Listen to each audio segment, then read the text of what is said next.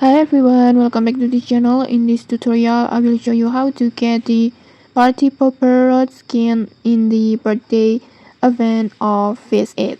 First, just head over to Fisherman Island and then just go to the quest board over here. This is where all the birthday event missions are located. And then to unlock the Party Popper Road skin, you only need to complete two simple tasks, level up 3 times, and then just catch the 50 fish like this. I think the quests are pretty easy. And then after completing both quests, you can claim the rewards and then you will receive the Party Popper Road skin like this. And I think it looks super colorful, festive, and honestly it's pretty cute like this. Just like this. It's so cool.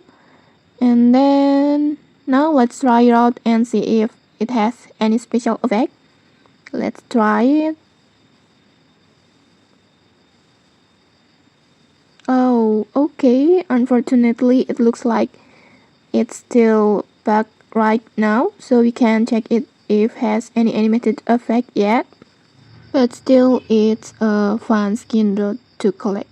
And okay, maybe that's it. If you found this helpful, don't forget to like, comment, and subscribe for more tutorials. Thanks for watching and see you.